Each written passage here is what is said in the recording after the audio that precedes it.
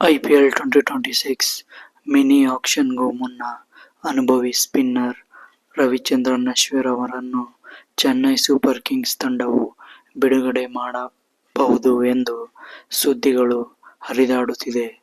ಹೌದು, ಕೆಲವು ಕ್ರೀಡಾ ತಜ್ಞರೂ ಆದಂತಹ ಮಾಜಿ ಆಟಗಾರ ಎಸ್. ಬದ್ರಿನಾಥ್ ಅವರು ಅಭಿಪ್ರಾಯವನ್ನ ಪಟ್ಟಿದ್ದಾರೆ. ಅಧಿಕ ಬೆಲೆ ಮತ್ತು ಪ್ರದರ್ಶನ. ಐಪಿಎಲ್ 2025 ನಲ್ಲಿ ಸಿಎಸ್ಕೆ ತಂಡ ಅಶ್ವಿನ್ ಅವರನ್ನ 9.75 ಕೋಟಿಗೆ ಖರೀದಿಸಿತು.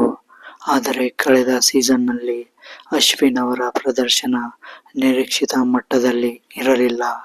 ಅವರು ಆಡಿದ 9 ಪಂದ್ಯಗಳಲ್ಲಿ ಕೇವಲ 7 ವಿಕೆಟ್ ಪಡೆದಿದ್ದರು.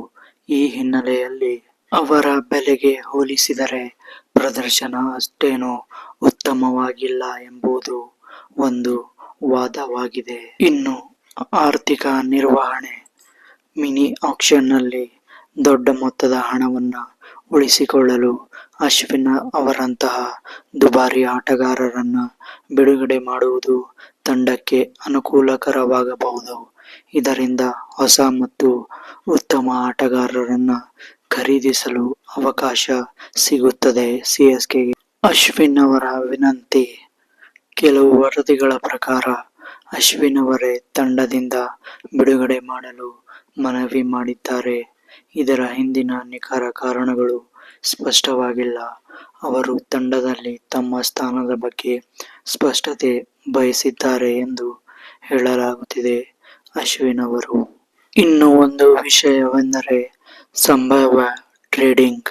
ಹೌದು, ಅಶ್ವಿನ್ ಅವರನ್ನು ಬಿಡುಗಡೆ ಮಾಡಿದರೆ ಅವರ ಸ್ಥಾನದಲ್ಲಿ ರಾಜಸ್ಥಾನ್ ರಾಯಲ್ಸ್ ತಂಡದ ನಾಯಕ ಸಂಜು ಸ್ಯಾಮ್ಸನ್ ಅವರನ್ನ ತಂಡಕ್ಕೆ ಸೇರಿಸಿಕೊಳ್ಳುವ ಸಾಧ್ಯತೆ ಇದೆ ಎಂಬ ಊಹಾಪೋಹಗಳು ಹರಿದಾಡುತ್ತಿವೆ.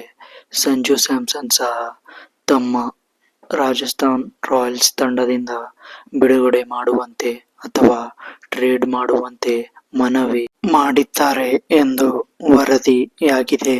2026ರಲ್ಲಿ ಸಿಎಸ್ಕೆ ತಂಡದಿಂದ ಅಶ್ವಿನ್ ಅವರು ಹೊರಗಡೆ ಹೋಗುತ್ತಾರಾ ಇಲ್ಲವಾ ಎಂದು ಕಾಮೆಂಟ್ ಬಾಕ್ಸ್ ಅಲ್ಲಿ ಕಾಮೆಂಟ್ ಮಾಡಿ. ನೀವೇನಾದರೂ ಸಿಎಸ್ಕೆ ಫ್ಯಾನ್ಸ್ ಆಗಿದ್ದರೆ ಅಶ್ವಿನ್ ಅವರು ಸಿಎಸ್ಕೆ ತಂಡದಲ್ಲಿ ಆಡಬೇಕಾ ಎಂದು ತಿಳಿಸಿ. 2026ರಲ್ಲಿ ಆಡಬೇಕಾ ಎಂದು ಕಾಮೆಂಟ್ ಬಾಕ್ಸ್ ಅಲ್ಲಿ ಕಾಮೆಂಟ್ ಮಾಡಿ. ಅಥವಾ ಸಿಎಸ್ಕೆ ಕಡಿಮೆ ಮೊತ್ತಕ್ಕೆ ಮತ್ತೆ ರಿಟೇನ್ ಮಾಡಬೇಕಾ ಎಂದು ಅದು ಸಹ ಕಾಮೆಂಟ್ ಮಾಡಿರಿ. ಅಥವಾ ಟ್ರೇಡ್ ಮೂಲಕ ಸಂಜು ಸ್ಯಾಮ್ಸನ್ ಅನ್ನ ರಾಜಸ್ಥಾನ್ ತಂಡದಿಂದ ಟ್ರೇಡ್ ಮಾಡಿದರೆ ಉತ್ತಮವಾಗಿರುತ್ತಾ?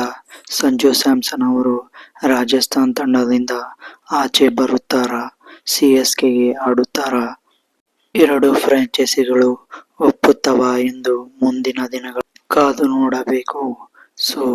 ಇದಾಗಿತ್ತು ಇಂದಿನ ಕ್ರೀಡೆಯ ಪ್ರಮುಖ ಸುದ್ದಿ. ಮತ್ತೊಂದು ಹೊಸ ಸುದ್ದಿಯೊಂದಿಗೆ ಸಿಗ್ತಾ ಇರೋಣ. ಅಲ್ಲಿವರೆಗೂ ಎಲ್ಲ ನನ್ನ ವೀಕ್ಷಕರಿಗೂ ನಮಸ್ಕಾರಗಳು.